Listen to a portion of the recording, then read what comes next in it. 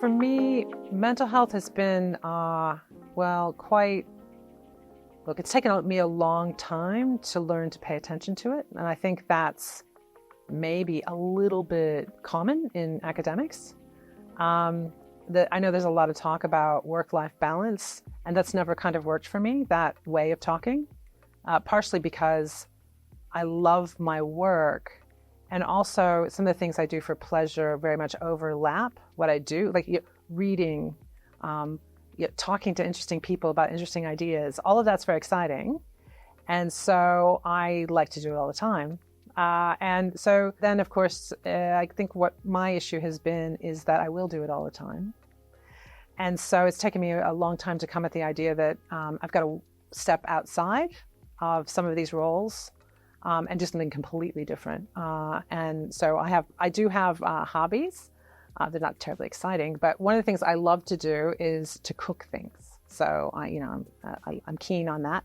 And my partner jokes that he knows when I'm getting really stressed, because I'll be like, the top of the stovetop is full of pots and pans, and there'll be 2 things in the oven, and can we really eat all of those cakes? No, we probably can't. So I'm a procrastinator, and I'm baking for comfort, not excellent. So I do a lot of that, and it has taken a long time for me to be able to articulate when my mental health has suffered, and that's just because I love what I do. I don't think I'm unusual amongst academics in that way. There's a certain kind of feeling of this is an impossible problem, right? This is insoluble. There's no way I can come at this. I feel frustrated. I feel slightly snappish. That's when I know I got to walk away, because by nature I think I'm a bit of a doer and a problem solver.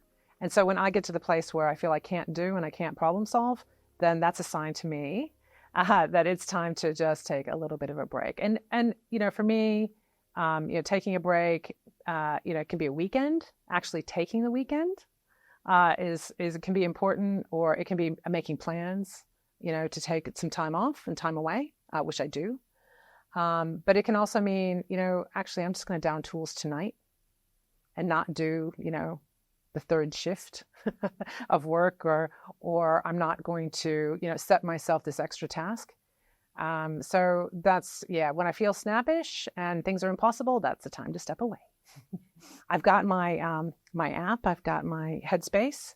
My children are deeply embarrassed by this.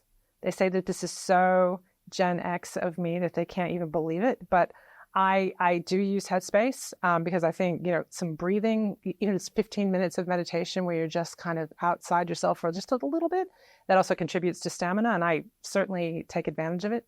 I'm not a great sleeper. It's a confession. I think it probably, it's my age and gender.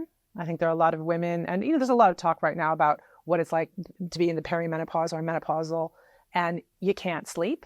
I've never been a great sleeper, and now I'm really not a good sleeper.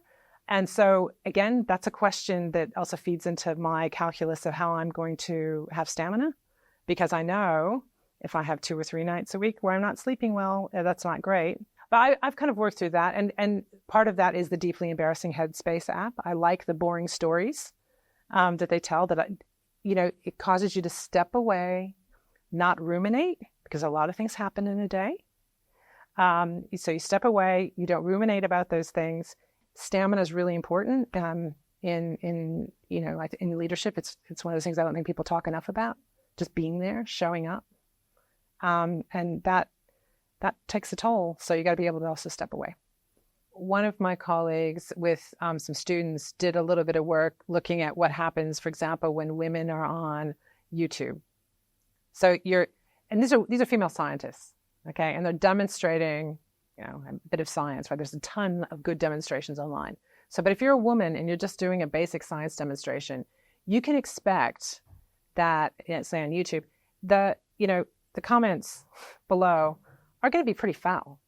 Okay, there's going to be some misogyny, there's going to be hatred, there may be threats of sexual violence. I mean, all for demonstrating science, which makes it's a very strange moment. So, we've done research on that, but we've also talked to a number of colleagues who've had that experience themselves.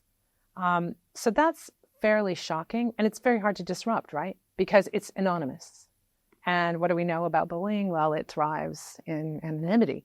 One of the things that came out of COVID was that, more and more scientists were putting themselves out there, whether they were epidemiologists or, were putting themselves out and having this response. So one of the things that I've talked to a number of colleagues about is the need for institutions to step up a little bit and protect people from this.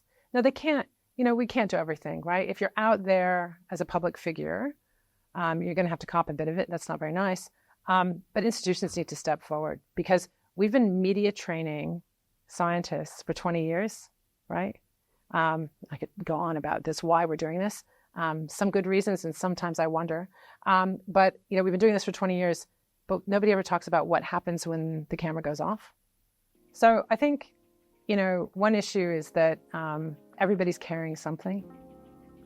And we forget this. It's basic, and we kind of know it, right? It's, oh, yeah, I know that. But, you can't always see what other people are carrying.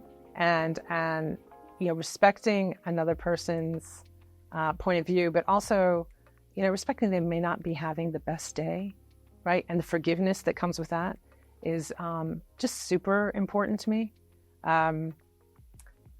Look, I ended up having breast cancer last year, and people were incredibly kind to me, and for that I'm incredibly grateful. And it's really interesting. Now it's not so visible, right? I don't look sick.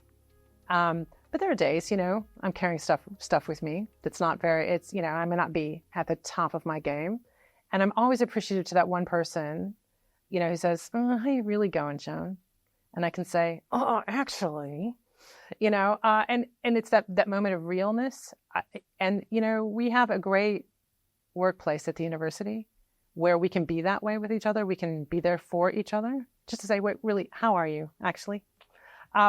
And I think that's super important. It's something that I value, and it's been brought to the fore to me that I need to do that for others as well.